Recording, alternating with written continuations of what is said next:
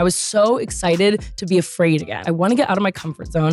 I know what I'm good at. I want to get better, so I have to do things that scare me. Making space in your life for something to come in. The action of, I'm going to actually prioritize something that is just for my artistic development, not for my career, not for a friend thing, not for a work thing. That's maybe the biggest lesson.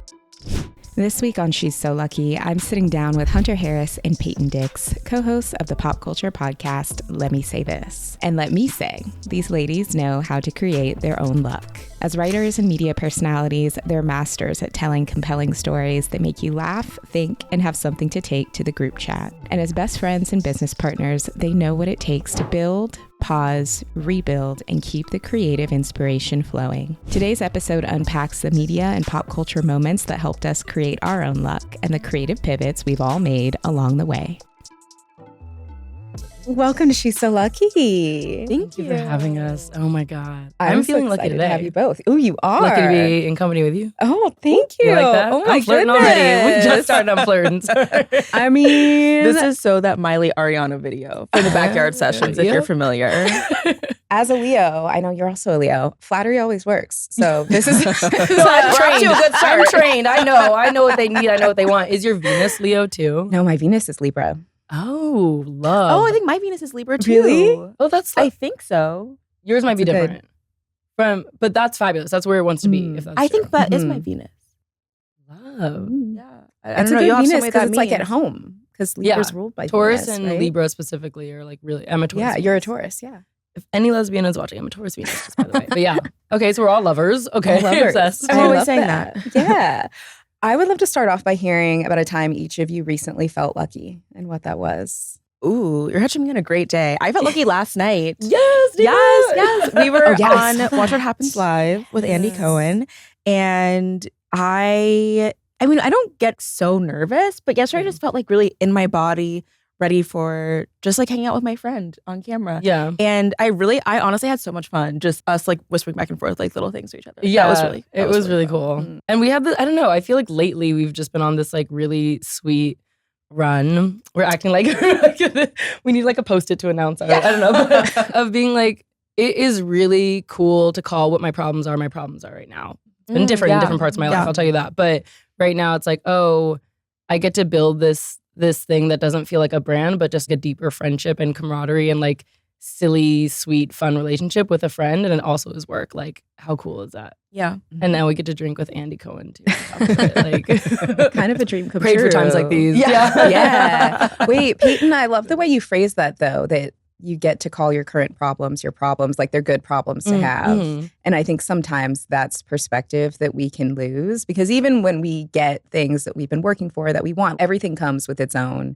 friction, challenges, whatever. When you're like, oh, but the challenges are also good too because this is part of what I've been working towards. Yeah. It's such a good perspective. Totally. Because you know when you're tired for things you don't want to be doing and it feels so The much more worst. exhausting and You know. difficult on your body. Mm-hmm. And that's when I get an attitude. That's when I get the biggest attitude. When I'm like, I'm tired. I shouldn't even be tired right now. Yeah. See, I knew I didn't want to come here. Like that's Exactly. always Like, Yeah. and I've known it all day that I'm going to be Mhm. mad. But no, I really feel that. And I think, I mean, a lot of the things that we do are work and do feel like work in this like kind of industry where I would be watching Love Island USA anyway. But then sometimes I'm like, gun to my head, I have to get through these episodes. But still, I feel like, oh, I'm so much more grateful. This is like everything I've ever wanted is to like have these problems, to be making something with someone that I love, to really feel a level of confidence. And yeah, that's really nice. Yeah. So good. So good.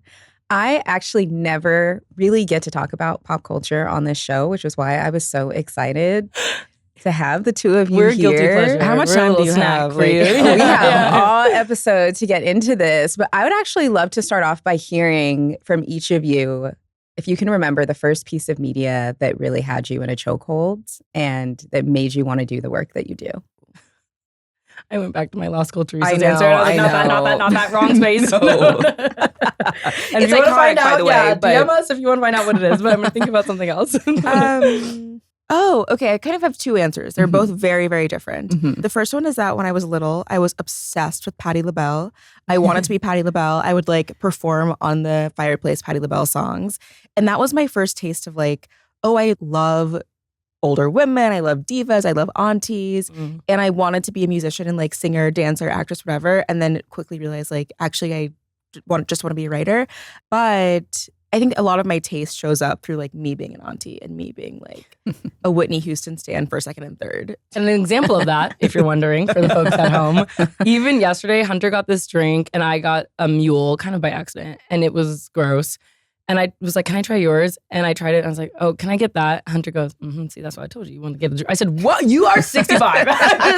And that's how I treat you right. I know that you're going to want this. I said, girl, come on, take this. Come on. I told you. Like, I got something in my purse for you. She said, just keep mine, girl. That's going to be yours. It was so, and I'm so baby that I love being taken care of in that way. It's like the perfect balance. Yeah. Yin and yang. Yes. Yeah. My other answer is I was obsessed with Pirates of the Caribbean, the movie, when I was young.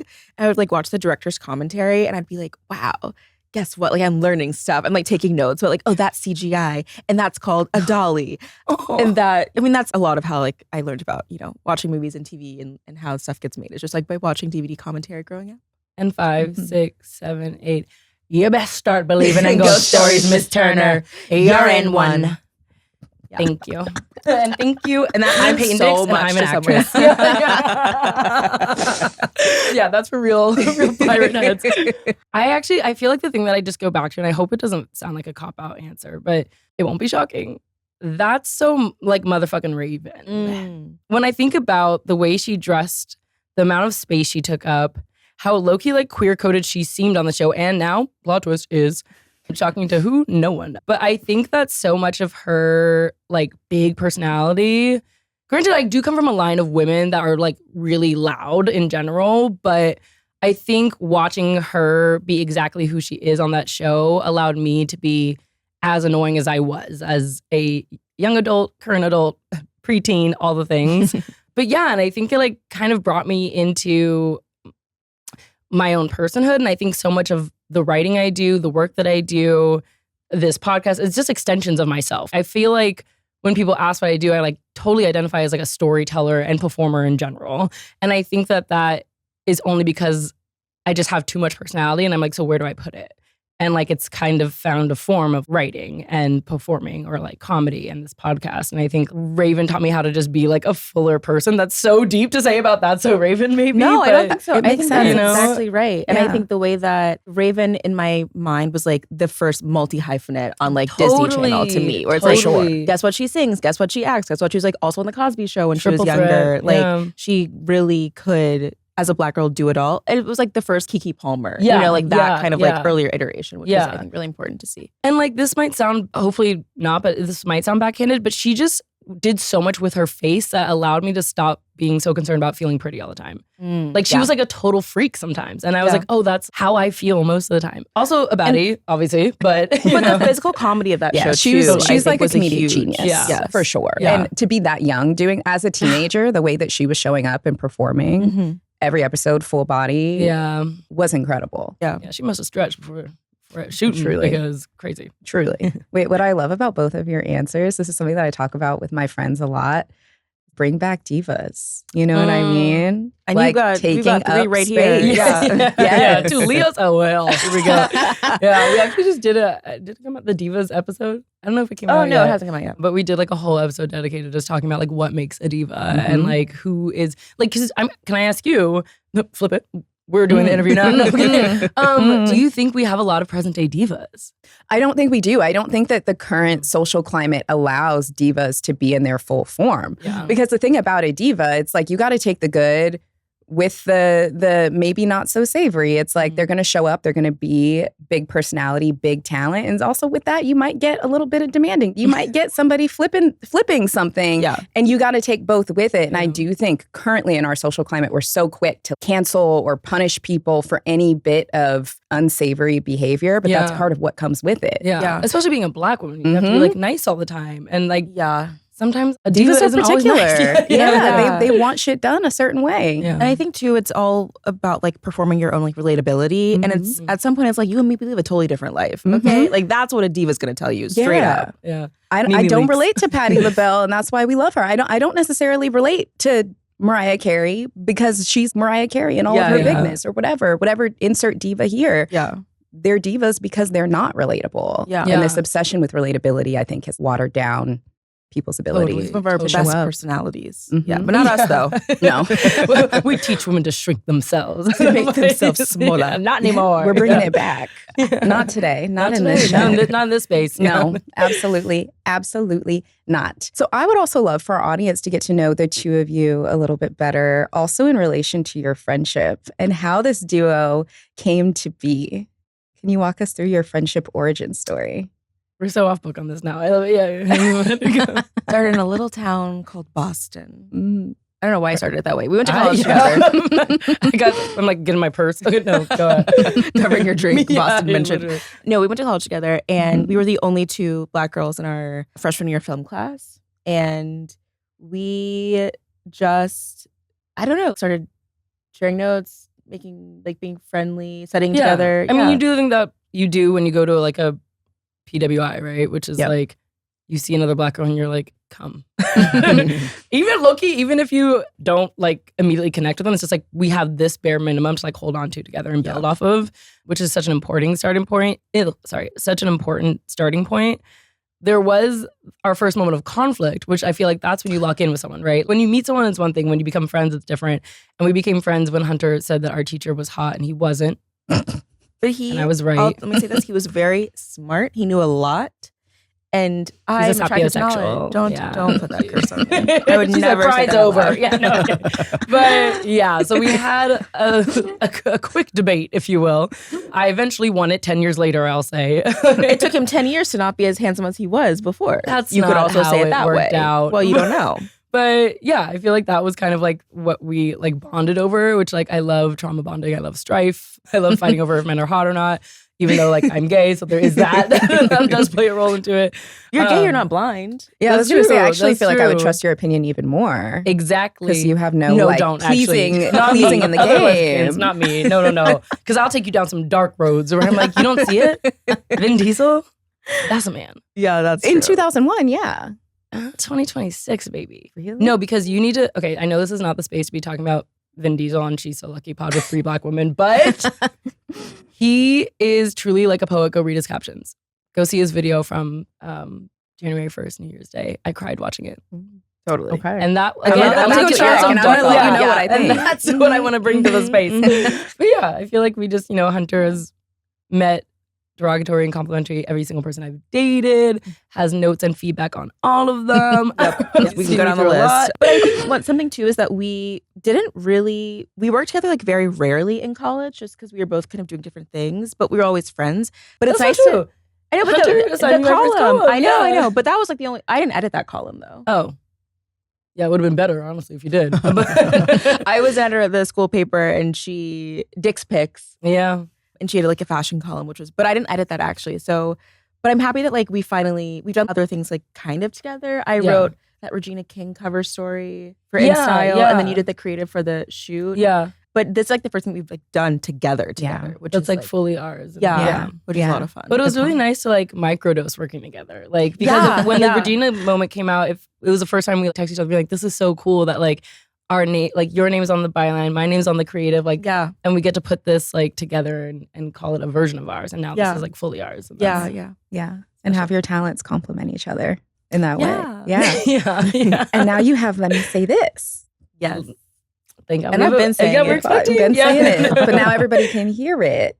Yeah. Can we get into the pod origin story? YouTube or wherever you get your podcast, but definitely YouTube, by the way. Yes. The pod origin story is that I think we'd both been thinking about other ways to show up and other kind of vessels, as you were saying earlier, like for our personalities. And I had left my job, gone freelance. You had left your job and gone freelance. And it just kind of felt like, oh, we finally both have like space and time to explore this together. For podcast launch? Yeah. I guess that was kind of it. Yeah. We made that one sheet. You came over. We made that one sheet like description with like 20 million typos. Totally. I looked back at it the other day and I was like, who the hell would buy this? We must have been good old personality hires. They were like, they did not read over this once. But yeah, we had like a first iteration of it, which was a great start to understand what we wanted and what we actually liked about the process and what we wanted to change about it. And I'm always so like regret nothing, grateful to have experiences to teach me more about what I want and myself in our relationship. Yeah.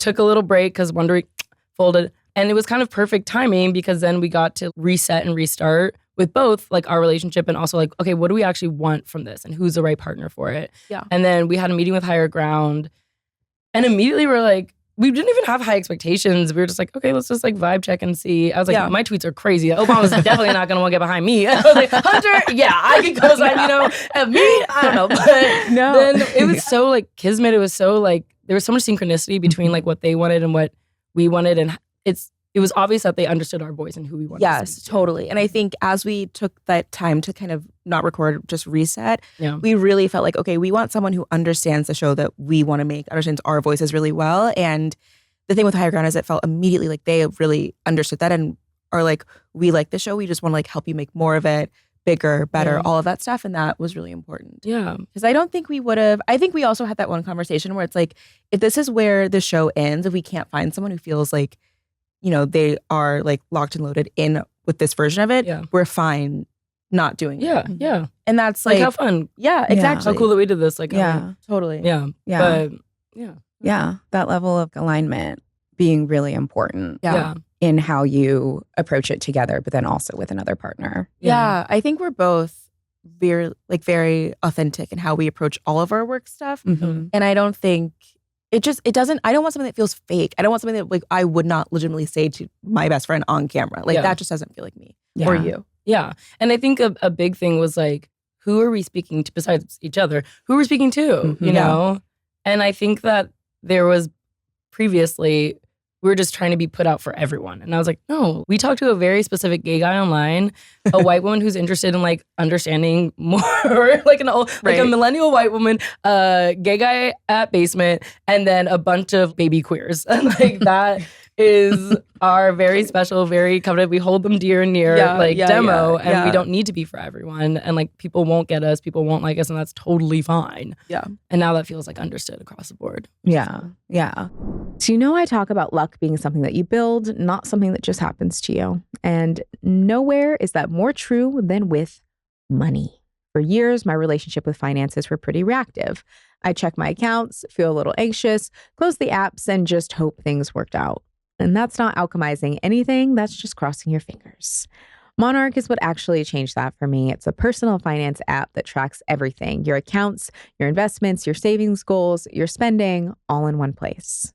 And it showed me something I've completely missed on my own. A chunk of my spending had been quietly creeping up month over month. It was nothing dramatic, but it was just enough that my savings rate had started slipping without me noticing. And Monarch caught it before it became an actual problem. It genuinely feels like having a financial advisor in your pocket. There's an AI weekly recap that flags spending spikes and net worth shifts before I'd ever catch them myself. I can literally ask the AI assistant things like, can I afford this trip without touching my savings? And it tells me. And if you split bills with friends, Bill Split lets you scan the receipt. Everyone claims what they got with no separate app needed. Write your own money story with Monarch. Use the code LUCKY at monarch.com to get your first year of Monarch Core half off at just $50. That's 50% off your first year at monarch.com with the code LUCKY. Use the code LUCKY at monarch.com to get your first year of Monarch Core half off at just $50. Dental health is nothing to play with. Very important. Between coffee every morning and life, I know I'm not always doing my teeth any favors. So when I learned about Lemme Co., a chewing gum that actually makes your teeth stronger every time you chew it, I was very intrigued.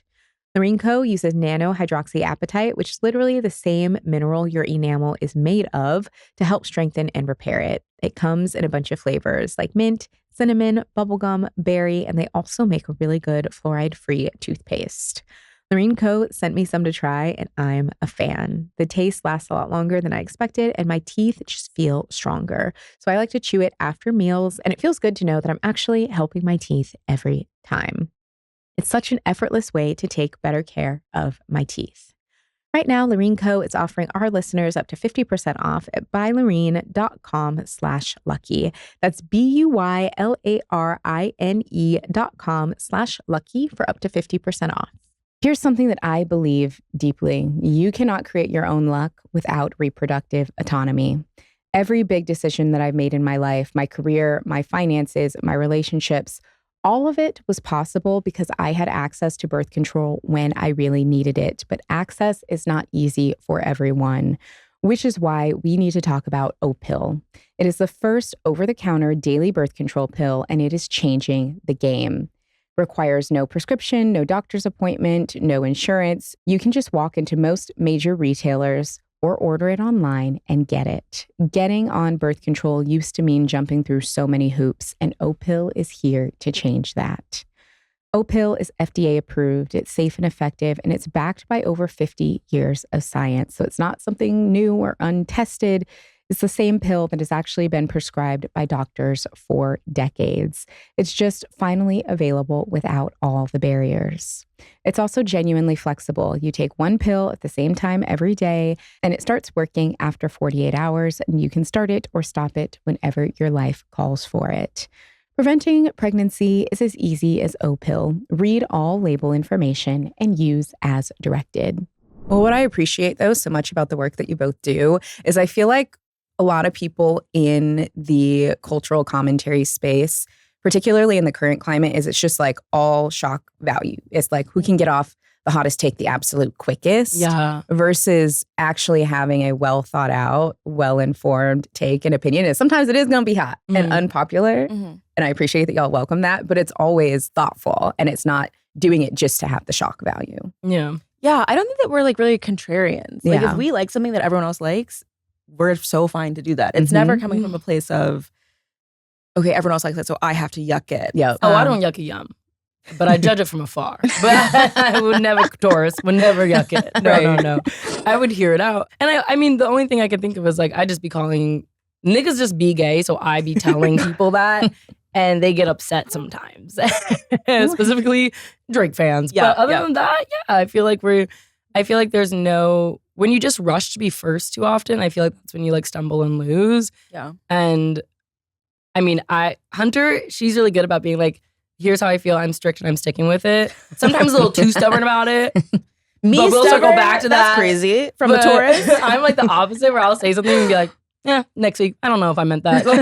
I'm changing my mind. Like, so there's balance here. Of like, hot takes. Something I've been thinking about lately though is I don't have any hot takes. I just have opinions. And if I think there's something weird to me about like saying something that you think is like going to be controversial because it's controversial. It's like, no, I just feel the way I feel. Do I think the Drake album was bad? Yeah, that's not a hot take. That's just how I feel. Yeah. And that's just something I've been noodling on lately. Yeah. That makes me think about, I wonder if people will add the label to hot take as a prerequisite to what they're about to say to maybe soften the blow or to kind of level set expectations of, you may not like what I'm about to say. You could also just say it. Yeah. But sometimes I think sometimes we've said things and people are like, oh, that's a hot take. I'm like, is it? What? Yeah. I don't think Gracie Abrams. I'm like, I don't think she can sing. They're like, oh, hot take. I'm like, no. Is it? That's just audio. Right. So I do have ears. And I love her music, but I don't mind that she can't sing. You know what I mean? Like, two things can be true.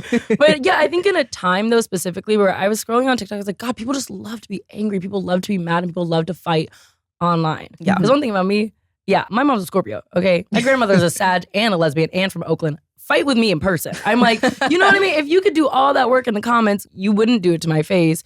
And I think in a time that everyone is just like wants to be agitated. Yeah. I don't know. It feels like it's never coming from us trying to like ruffle feathers. We're never fake outrage about anything. Yeah. And that is something that, I see show up a lot online. Like if I'm worked up about something, you can best believe I'm really worked up about it. And I'll be texting about it after we leave the studio. For months.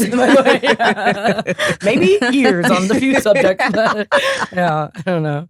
Are your comments mostly like, I mean, we have like pop culture takes. People love to have big feelings about pop culture. But do you find that too? Like that, do you get ever into the comments or see people like having big emotional responses? Not a ton. I would say, well, for a lot of the work that I do, it probably falls into more of the kind of self-helpy umbrella, which doesn't really tend to get the people going. Yeah.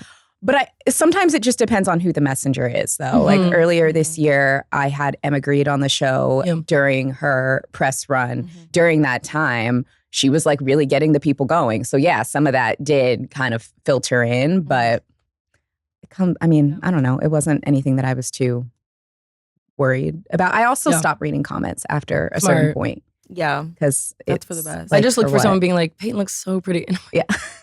then I close out. But Seen everything we needed to see. yeah. We had That's this- a review. We had this one Drake video go viral, and I was boxing in the comments because I was having fun. This man was I like, did see that. "Blah, blah, blah, blah." I'm like, why don't you Yes, focus I on saw selling that. one singular T-shirt? Because he had a T-shirt brand. I went to the page Did and you I told looked. someone to clean under their nails? Oh yeah, he was like, take the mics away immediately. I said, clean the dirt from under your nails immediately. Saw that. This one guy was like, oh, here come two bitches, blah, blah, blah. I was like, you're 39 years old. You have gray in your beard. You don't have any kids. You're spending your Father's Day telling two young women to get off a microphone, please. Your beard doesn't even connect. Yeah. Like, no. yeah, yeah. Sometimes I have the time and I'm like ready. I'm like, you You texted still me. be fine. Like, I was like, enough, Hunter. I'm getting the notifications when you call. I'm like, it's enough. I don't know how to turn them off. It's stressing me out. I'm like, Mute. can't. sometimes I just do look Oh for a my fight. What can I God. say? Like Mind you, that video went up weeks ago. Is my And I'm still checking in, being like, oh, what do you have to say And what now? now? They stop responding. She goes, and another thing. I'm like, oh, I'm not done. Yeah, right. I was like, I actually have time. Like, oh wow. Yes. Hundreds of people on the internet. I'm talking about low key. No, I'm kidding. So with this being She's So Lucky, we talk a lot about luck on this show. We talk a lot about creating our own luck. But I actually thought that it would be fun to talk to the two of you about depictions of luck in popular culture. And I came up with a little list of examples that I thought of, where I thought of examples of luck that kind of framed how I think about luck in popular culture that we can chat about. But then also, if the creative juices get going and you think of some, I would love to talk about that with you. Yeah. First being most obviously the song Lucky by Britney Spears, which is the namesake of the show. Other depiction of luck that I thought about was the Disney Channel original movie, Luck of the Irish. Oh, yeah. That was a big one. Which was inspo for Sinners. Right. Wait, that's Oh, I right. didn't know that. Oh my God. Yes. What is it? I got into that. Or what is it? Oh, I can get involved I'm with mixing, that. I'm mixing moments. Yeah. But yeah, it was. Isn't that so great? Disney Channel, they was Those on their deep ones and cuts. twos. Yeah. No, listen, were. I Deep love extras. Smart House. Every month. Well, it was the same actor, right? In that Yeah, movie, it yeah. was the Smart House guy Mhm. was the one who Yes, started turning yeah, into yeah, a yeah. leprechaun. The sun. That, Yeah. But it was like every month Disney would come out with banger after banger after banger. And I was in front of my TV Sad. with my popcorn ready. Ready. I was a kid who printed out the ballots for the Kids Choice Awards and would like fill and like follow along. Like that's something about me. Uh-oh. What? How did I get there? No, I'm kidding. So I've been about this for a long time. Just I so you was know, a kid, like, never practicing wavered. my split. So, like, let's watch a Disney Channel Oh movie. my God. I was like, And what would after I do? Yeah. You're watching Disney Channel. Sorry. Yeah. That's on ADHD. Sorry. No, that is totally fine. Next depiction of luck, 13 Going on 30. Another Great. classic. Almost use that film. as my reference of pop culture, actually. Really? Yeah, but then I made it black. But I yeah. know. Loved it. We can also dig into that too. But I do feel like that was a really good movie that was almost an example of like be careful what you wish for. Yeah. Mhm, Yeah. mhm. You just might get it. I love the wish fulfillment teen Mhm. girl movies, Yeah, like yeah. Ella Enchanted. I Oh, think to some degree, Princess Diaries too, Mhm. because she like Yep. wants to be part of this popular girl group, and then Yep. she gets there and she's like, "Oh shoot, I This made a big sucks. mistake. I miss my loudmouth friends." Yep. not you. I don't even know you. Sorry, that's line read. Okay. But that's a good one. Okay, I like Yeah. that one. hmm And then on the creating their own luck tip, because that's more so the theme of the show, this idea that we create our own luck, I actually thought about the Cheetah Girls. Oh, The Girls Cheetah Sisters. Really good example of them creating their own luck because they Yeah. worked so hard Mhm. Yeah. and they were so dedicated and diligent in what they did to be stars. I'm gonna take one. Confessions of a Teenage Drama Queen. Great movie. Thank you for That bringing it into is a space. big one Yeah. for me. And I've been thinking I need to rewatch it. I haven't seen it in years and years and years. But I just love the idea of Lindsay Lohan. It's almost like a Lady Bird prequel where she's like, I think that I am a star. No one else knows it. I wear my little bottle cap necklace, like Loved blah, blah, it. blah. And she's like, I I'm have this low-key a crush on- liar. Yeah, right. Yeah, No, but like yeah. that's sometimes not how you make your own luck is by a little white lie. Yeah. And then she has a friend who doesn't see the magic, and they kind of both open themselves up to being more rational, being more practical, also having a little like more romance and like how you address your life and like your dreams, expectations. But that like the Lindsay Lohan, Mhm. And Canon. Just My Luck. Mhm. with Well, Lindsay yeah, of Lohan. course. Mhm. the Wink. paparazzi photo that became the poster. Of her winking? That was a paparazzi photo. Yeah, Really? Yeah, yeah. She's fab. No, she knew. She's doing well too. She looks good. It's kind of impossible for me to think about luck without thinking about the artist's way. Sorry. Mentioned in every single thing I do. And I know I'm taking a bit of a stroll away from Disney Channel movies. Yeah. And to Julia Cameron. Yes. But I mean, I guess honestly though, I would think about it as pop culture, right? Like it's a book that you don't even have to it's like ubiquitous at a certain point. I think especially now, right? I think like after seeing like Doechii do it, that gave it a bit of a bump. I remember someone had recently talked about it on Lost Culturistas too, but I just like went through a bad breakup and started doing it. And that was it. It was the copy I had for like 7 years, so much dust on it, all the things.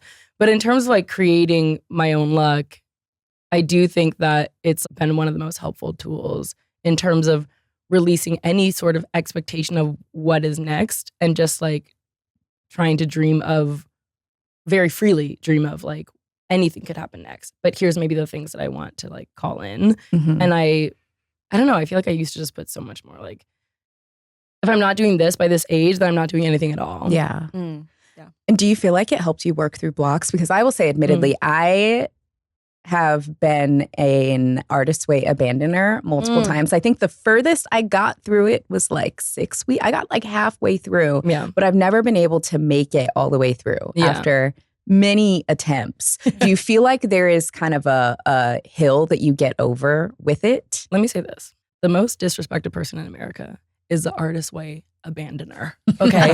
You're actually the most important to the group. Thank you. Because what do you do before you start it? You abandoned it just about 17 million times. Like that's part of it. So you're on your artist way journey right now. Okay. You're live. So one day we might make it through. Yeah, I will. I think like, I don't advise someone to go through like the worst breakup of their life, but you will get snatched, by the way. All I did was live in the gym. But I do think that knowing if you release the pressure of doing it, and just or completing it, that's like part of it, right? Like, let me just try a week. Let me just try a couple of the, little assignment tasks at the end of the week. I think when you don't try to finish it, it helps you finish it.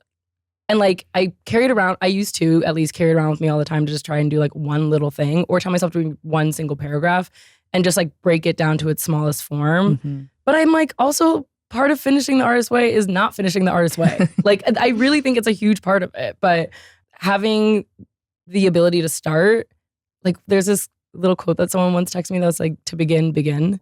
And like starting is the hardest part. So like, honestly, like that's half of it already, in my opinion. Did you have any favorite artist dates that you went on? Because that tripped me up too. I went to an Alice Coltrane exhibit in LA. It was like, I was there for a bit. And it just made me better at going to things by myself. I just like, I'm such an extrovert. I like need to be talking to someone all the time because otherwise I look crazy because I'm talking to myself.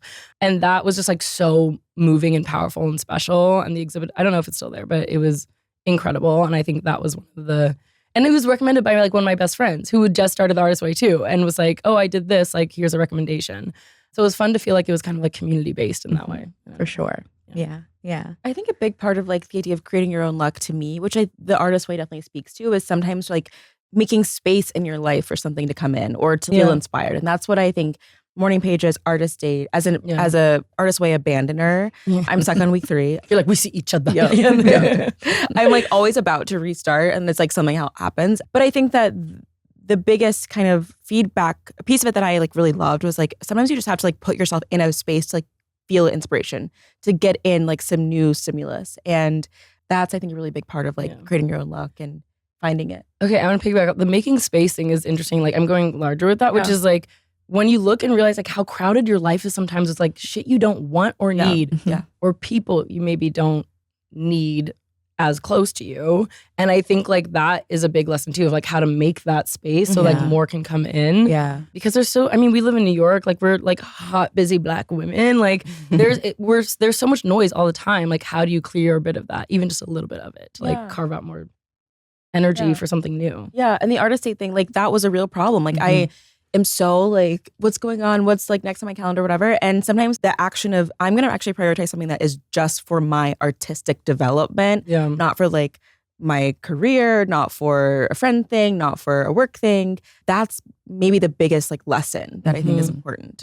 Yeah. I think my inner perfectionist, which is truly what the artist way is designed to kill, which I have not successfully done, clearly, was also getting so hung up on this idea of feeling like not creative enough or not considering myself a creative, even though everybody is a creative, everybody has the capacity for creativity. Still feeling like I couldn't put it in a box, I feel like was my biggest hurdle to actually labels, completing maybe. and moving through it. Yeah. But I think you said when we were on Ira's show that it's not the book to do like while you're trying to finish something. Yeah. Like finish a book, finish a script. Yeah. But it's more of like thinking about your own artistic and creative development. Yeah, totally. And less like sort of didactic, I want to finish this. Like in 30 days, you'll have a screenplay finished.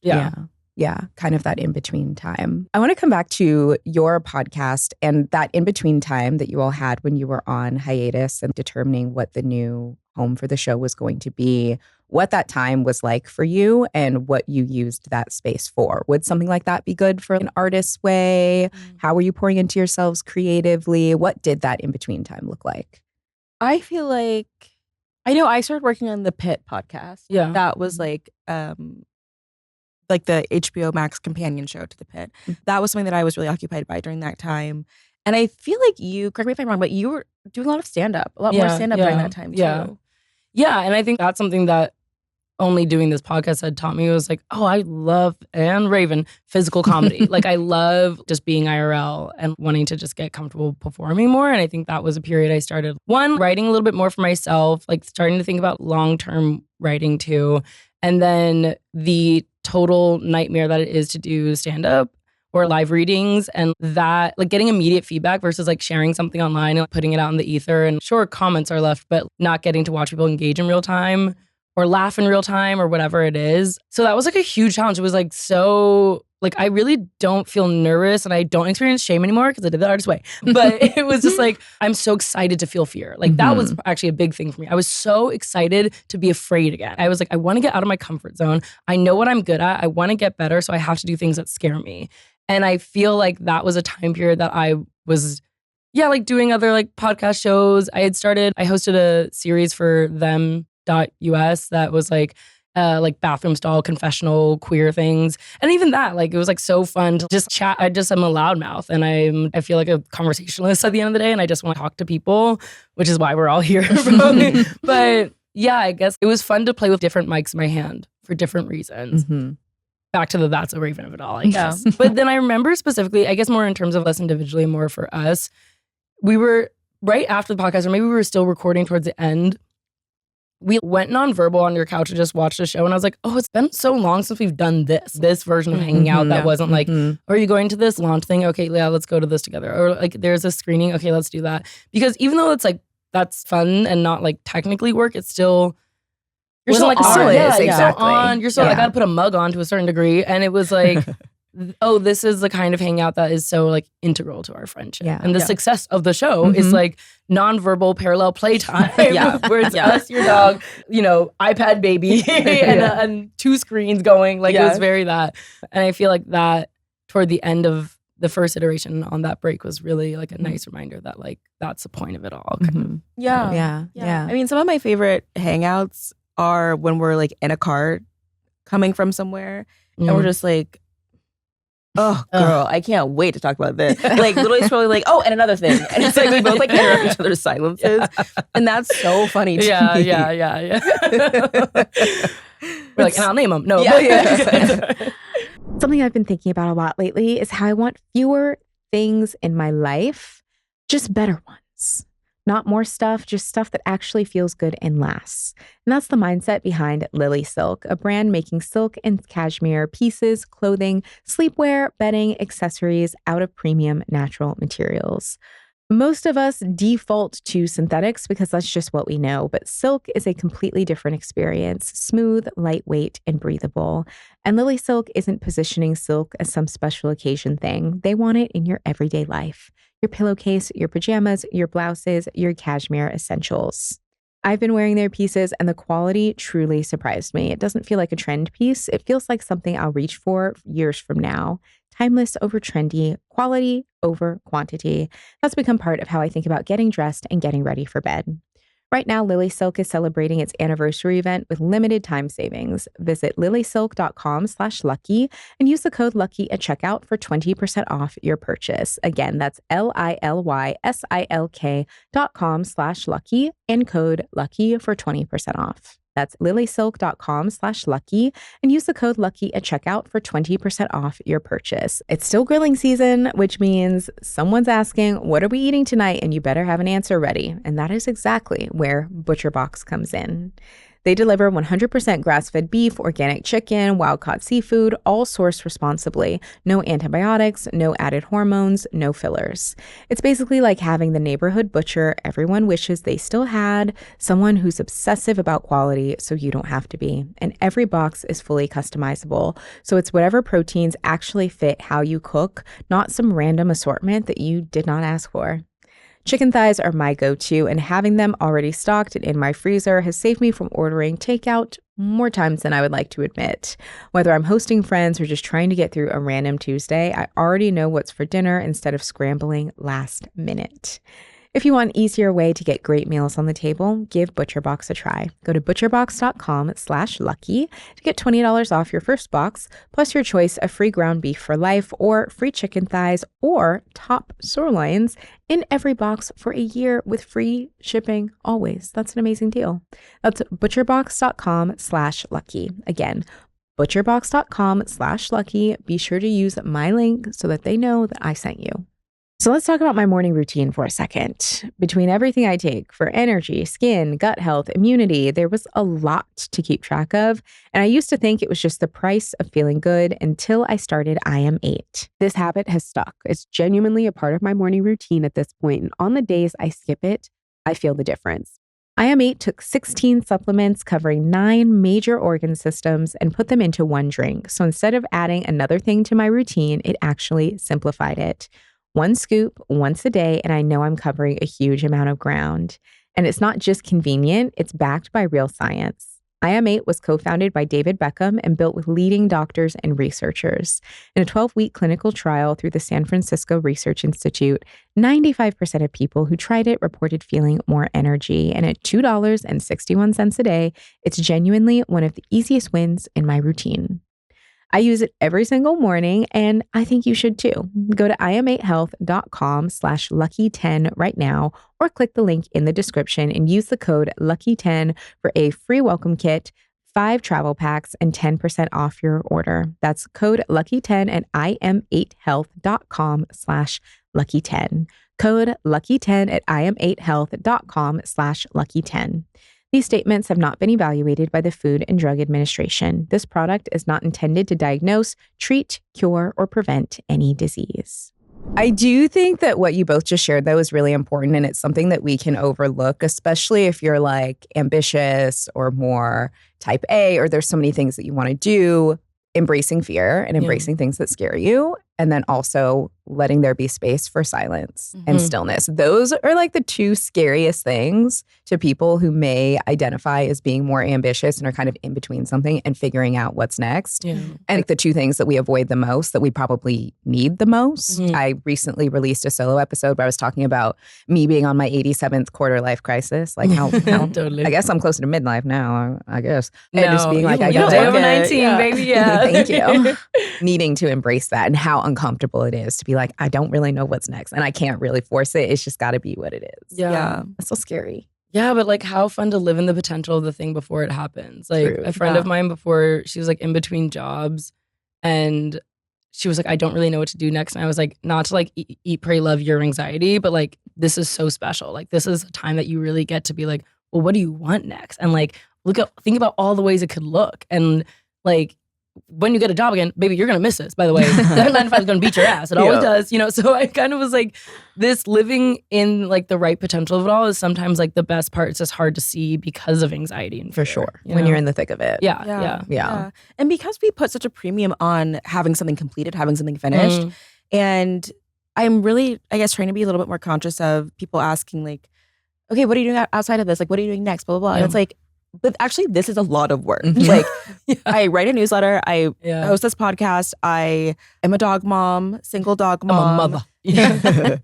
And even doing the artist way and making space for my own creative development, that's a full plate for a lot of people. Yeah. But I really like what you said about fear, like finding the next thing that like scares you. That I think that's really important. Yeah, for sure. I, as of late, actually hate the what's next question. Hate it. Have decided to just not ask anybody in normal conversation, whatever, just not, because every time I get asked it, I'm filled with dread. Yeah, it's so fear. capitalist. And I'm starting to practice too when I'm out and meeting people to be like, what do you like to do? Yeah. Because some people don't want to talk about their fucking jobs. I feel lucky that my work is, again, like my personhood, so I'm happy to talk about it. Yeah. But if I'm getting to know someone, I want to create a friendship or relationship, I want to know what you care about. And if that's work, great, let's talk about it. But I think that setup is so, it's not ours, you know what I mean? To be like, what do you do? Yep. Or like how adds can a you be value useful to to me? Totally. Is really the undertone. Totally. Well, oftentimes. okay, yes, I totally hear that. However, when I ask someone like, oh, what do you do? Or I'm so like, what are you passionate about? Like I take it for granted sometimes that I spend my entire day doing stuff that I really genuinely feel very deeply passionate about. Yeah. You know, that's for sure. Things that we talk about on the show, I'd be talking about to myself in my apartment. Because I listen, Remy. I literally, I'm like, girl, did you see that episode? She's like, Remy's my dog, by the way. Yeah, crazy. Remy Pa, named after Remy Ma. But I do sort of like, now I hear it more when I'm like, oh, I don't mean like, how can we help each other? Like, what can we like link and build and do? I truly mean, what are you into and how are you feeling like day to day? Like what is making you so happy and excited to wake up the next day? I think working in media, also when your name is so attached to a big conglomerate or brand, it really, I think at least, or did for me, it like fucked with my value. And I was like, oh, I'm only valuable because I'm attached to this bigger entity and I could provide something for someone. And when I was a global social director at MAC Cosmetics. Yeah. And it was a big daddy job. And I remember taking the job, even though I knew I was going to leave it. Shout out to Estee Lauder, money that I quickly took and ran. But I was like, I don't want to tell anyone about this job. I'm not going to announce this job. I want to know what it feels like to move through the world and have people guessing about what I do. And for a long time, I consulted for really big brands and just didn't tell people because it wasn't my personality. It wasn't the thing that was like, it was a thing I could do and I liked actually, but wasn't important to me. And I loved retraining my brain to be like, I'm not the comma next to my name. Like I am I'm just Peyton Dix, and that's gonna have to be enough. And that'll show me who gives a fuck about me, low key, who actually wants to build a relationship with me and not based off of like what I do or could provide. Yeah. If that makes, I don't know, it was a big thing I had to release. I don't know if you struggled with that too. Yeah. I think I when I left Vulture, when I left New York Magazine, I had like been at New York Magazine for 4 years. It was my total dream job. It was like a magazine I read because I read the Gossip Girl recaps when I was like 13, and deciding to leave that job and start a newsletter in 2020 was like one of the hardest things I've ever done. Just because it was that same sort of ego death of, okay, so who am I if I'm not like, hi, I'm Hunter and I work for New York, like my favorite magazine to read. And you're like New York Mag girl. Like it was like, that was, you were known especially like, Boots. at the, It's like, we're coming here for Hunter. We don't know about 2 other people. And that was a really big, I remember the first year I'd be like, oh, I write a newsletter. Like, I don't know, it's just kind of weird. Like, we'll see what happens, whatever. And just taking that bet on, I'm actually Hunter the writer and not Hunter byline, was a really big mindset shift. And now I see it in other people so clearly when I'm like, oh, but who are you if you are not attached to this huge media brand? Totally. And what do you actually value? And what are you actually making outside of something that you go to a conference room to like for other people. Yeah, exactly. Yeah. And I feel the same way that it's like, okay, now I'm not person who works for this big brand that you know and recognize. I'm Hunter. And I think something else too that I'm sure you also deal with is we show up in so many different ways online. Yeah. Some people are so like, you have to know that I do this and do this and do this. And I feel totally, literally, I was at a party a couple weeks ago and this guy was like, oh my God, you're that girl from that TikTok where you said Lita Dunham pen goes crazy every single time. Oh, I thought you were going to say, hee hee. Sorry. Okay, don't bring that up. Yeah, long story. Cab driver in Paris told me I look like Michael Jackson. I saw that video. So it was my trauma. There was a lash. But I was like, oh, that's totally fine. Like, that's what you know me from, this random video from our podcast. Yeah. It doesn't matter that I have written cover stories for GQ and New York Magazine, and I have this #1 movies and TV newsletter on Substack. That your pen also goes crazy. That's Substack. Substack.com.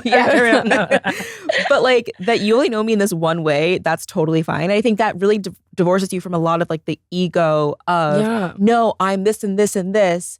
Because in the internet, maybe someone only knows you from like, oh wait, you have like such good style and I see you like on Shop My. Or maybe they only see you as like, oh, I've been to your stand-up shows. Yeah. And it's so funny when I meet people who love your work and I'm like, and actually she does this and this and this. And they're like, oh my God, great. Like we're each other's PR team. Yeah, literally. I'm like, and actually watch this, and actually watch this. And then you pull up your phone, oh, look at that. Yeah, I'm like, have you even seen this? Yeah. Have you seen her hot mom? Yeah. No, yeah, sorry. Yeah. Anyway, we can talk about I feel like and I'm going through it right now, the like ego death for Leos is next level. Yeah.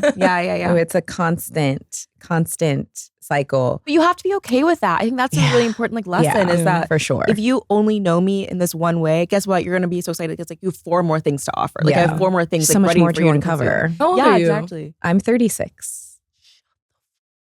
I love being black. I love being black.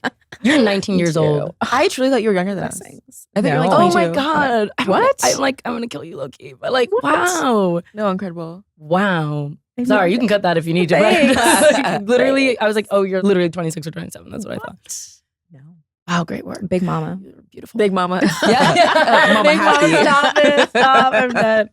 That was quick aside. I was just wondering that in case it was like Saturn returny. I was wondering Oh if no. No, my Saturn return is like long gone. That was many moons ago. So I would also love to talk to y'all about pop culture moments of 2026.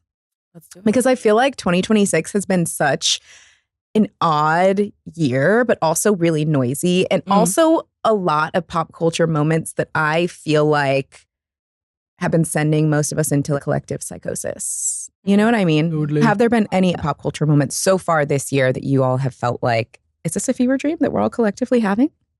Is this real? I think people liking Obsession so much, that movie Obsession. I don't understand it. It took me a really long time to realize that people weren't talking about the Beyonce Idris Elba movie. Yeah. For the first couple of days, I was like, is everybody rewatching that? Like, why is everybody talking? That's an old movie. And then I realized, no, that's something different. Yeah. That's something different. I mean, in terms of like mass psychosis, I feel like that always happens in a place I call Fiji. Love Island, yes. Yeah. Absolutely. Or like just not like the way that they are, but the way that we behave. Like the loser of Love Island is always us. Yeah. It's always like we're the problem. Yeah. You know what I mean? Like the way people will act on Twitter.com and Threads is And TikTok too. and TikTok too. Yeah. Everyone got a PhD also in sociology. I'm like, oh, okay. Yes.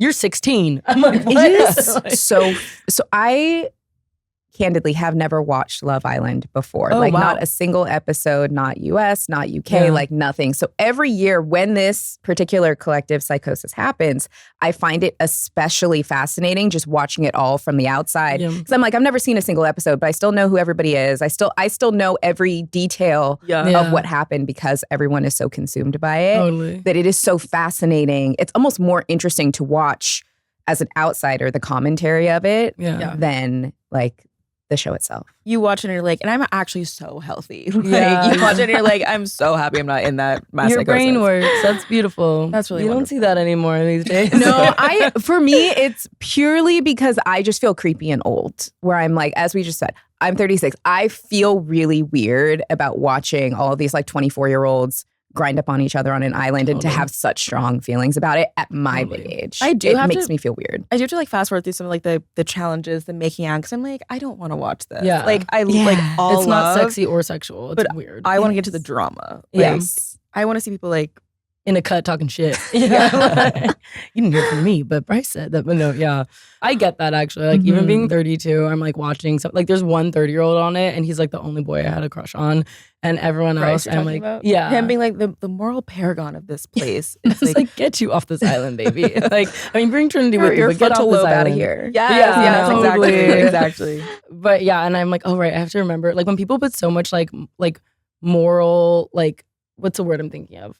Like expecting like the highest morals from these people. I'm like, their brains are developing. They're on their parents' health insurance. Like, what do you think that they're gonna cut off from society for Yeah, however they're many not weeks real. on an Exactly. island? There's nothing to do. They can't Yeah. read books. They can't watch movies. They can't do anything other It's than just crazy. like give good chat or try to. I do think that they should have like someone's like age on the screen at every single moment. to that they're remind everyone. Just to be That's a like, good suggestion. just so you know, she's 23. Right.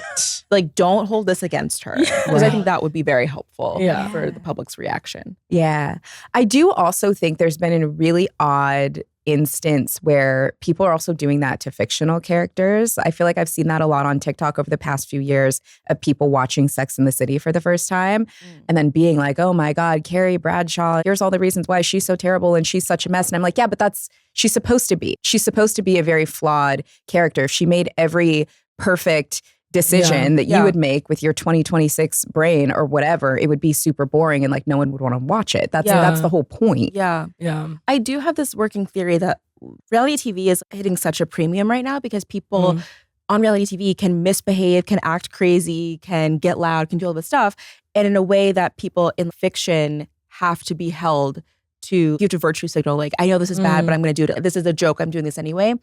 And it's like we give reality TV people more leeway in that way than maybe characters in fiction. Because a character, you know, I don't know, Melanie, Trinity, Anaya on Love Island can act one way and we can fuss and discuss about it, whatever.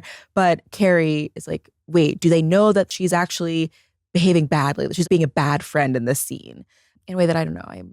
Well, I wonder if it goes back to our conversations about divas and getting to observe people basically like act out when we have so much now societal fear of misbehaving and being caught misbehaving too. And I'm going to find my way. But we had a conversation about the new meta glasses and a surveillance state, right? And so it's like, not just are you afraid of behaving badly, you're afraid of your bad behavior getting documented and caught because we are just always like taping something or recording something or fucking do more of it all, right? And I think maybe there's this form of escapism that happens when you get to watch a housewife flip a table or call someone out their name or something like that because we don't really get that cathartic release because we have to be like good. Yeah, you know? yeah. And I think too, I remember one time we got a comment years ago on the pod of someone saying, I don't think these girls should have a podcast together. They don't seem to agree on anything.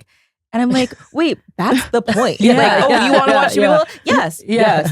Yeah. Like, no. And we can disagree about stuff, but like with so much love and affection, and that's how having a conversation. Right. Like you were saying, if everyone agrees, and that's not drama. That's not anything you want to watch. Yeah. I feel like there's also very similar sentiments happening in the literary space with books where people are like, this book is terrible because I didn't like this character. And I'm like, well, you don't have to like the character to appreciate the story. Do you have to like everything? Right. And everyone? Right. Not everything is like for you to be seen. Not everything is for you to feel like, oh, I agree with her. I feel represented by her. Sometimes like that tension is what makes something so compelling to me. Yeah, I agree. Yeah. I think our brains need a little more of a workout than they've been getting the past few years. Please, God. Yeah. Oh my God. I'm scared for the youth. I don't know. I'm scared for my peers, actually. Let me not just put that all on young people. Scared for all of us. Yeah. Scared for all of us. Equal opportunity fear. Yes. Yes. Yeah. Okay, before we wrap up, we got to do a little bit of a rapid fire. So what I'm going to do is I'm going to put a phrase out there. You can each take turns answering first thing that comes to mind for our rapid fire. Are you ready? Yeah. Yes. Sit up straight. Okay. One word to describe summer 2026. Outside. That's just what I was going to say. Really? Yes, literally. Wow. They won't believe us, but literally I was going to say that. Because I've already been it. Okay. Pride took me out. Yeah. Song of the summer for you personally. Summer Girl by Haim. For the record-breaking 7th summer in a row.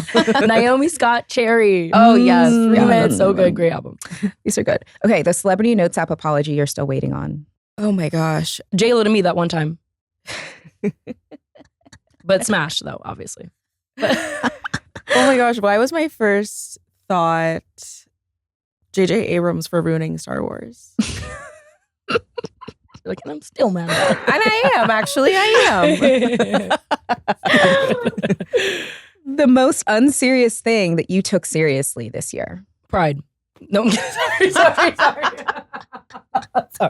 Sorry. They don't kill me. See, this is why. The most unserious thing I took seriously, probably the slap. I was saying we need another slap. We need the slap to have another, the Oscars to have another slap. I'm always thinking about the slap. That's me. Just a little something about me. One thing about me, I'm always thinking about the slap. I am. Internet discourse you're most tired of? I'm going to say age gap discourse. I'm a bit like, I don't know. It feels like the same thing again and again and again. People won't keep doing it. Yeah. So Yeah, I know. So that's not every man, actually. I guess I would say like probably like label discourse and like queer TikTok. Like I feel like there's a lot of lesbians who have a lot of time and a lot of people who get a little weird and a little turfy about like who gets to call themselves a lesbian and why. A lot of people that like we're still fighting bisexuals. Why? They're beaten to a pulp. Enough. Like lay off the bisexuals. People come for Geminis, they come for bisexuals. Leave them alone. That's my PSA. Let them be. Yeah. Let people be bi. Anyway, yeah, probably that. yeah. And then the last thing that gave you the ick. Hunter's like so many things. How much time do you have? I was going to give me an ick. Oh my God. The one I've stopped dating recently, and the part of the reason, no, there's a ton of reasons, but I'm like on a break from dating. But the last person I hooked up with did say to me, "You're dangerous. You're dangerous." This is not Love Island, by the way. I was like, that whole like, "You're dangerous, you're trouble." What is that? Put it down. Well, like maybe low key body tea, but like it was pretty rancid. It was pretty awful. I actually had a dream about this guy last night. The last thing that gave me an ick was a guy I went out on a date with who said that he found Subway takes like really insightful. And I said, not the word I would use, but interesting. and like that's like the date really like went downhill after that. I was like, let's say more about that. You're like, bring that to Subway Takes, actually. Truly, I was like, oh no, that's a take. I was like, name them. Yeah, so like, which these are- episodes? Which What people? insights did you gain? Right. It was just so like, okay. I mean, I did learn to go to someone's birthday. Shout out to Zach Schiffman, but I was like, that was one of the best ones. It was Yeah, like, that was if someone really- invites you to their birthday party, it means two things. Either they actually want to be close or like they just need bodies to fill the room. And I, as someone who like Either way, you needs should both, go. yeah, go. Yeah. That was insightful. That's honestly kind of, yeah, that's the best one. Maybe let's talk about that one. Yeah. Yeah, maybe. He wasn't off book though. See? Yeah. Peyton, Hunter, thank you so much for being here today. Thanks for having me. Please let the girls know where they can listen to Let Me Say This, how they can keep in touch with you, how they can continue supporting your work, all of the things. I love that. Keep in touch. That's a good one. Yeah, I'm gonna steal that. KIT. Yeah. LYLAS. Remember that? Love you like a sister. Of course. Hags. Oh my God. Wow. Have a we great were summer. doing a lot. Hackers. Yeah. Have a kick-ass summer. Whoa, bad girl. I know. Oh. I know. It was like outlawed at my middle Signing school. journals. Yeah. Like, you can follow us at Let Me Say This Pod on TikTok and Instagram, and listen to our podcast, Let Me Say This, wherever you get your podcasts. YouTube, start there. You can watch us looking gorgeous as ever. And you can follow me on Instagram at Peyton Dix. You can follow me on Instagram at Hunter H. Perfect. We'll make sure we have all of the things linked in the description as well. Thank you so much for having us. This was Thank so you for fun. being here. Thanks, sis. Arms look good as fuck, by the way. Oh my God, thank you. Keep that in. Thanks. They do. Thanks. I will keep it in. Started by flirting with you, ended by flirting with you. I love a bookend. Okay, sorry. Thank you so much for tuning into this week's episode of She's So Lucky. Now, I heard some lucky things happen if you do a couple of things. If you subscribe to our YouTube channel, and if you leave a comment letting us know your favorite part of the episode, lucky things tend to happen to people who do those. So you should go ahead and do that. Thank you for tuning in, and I will see you next week.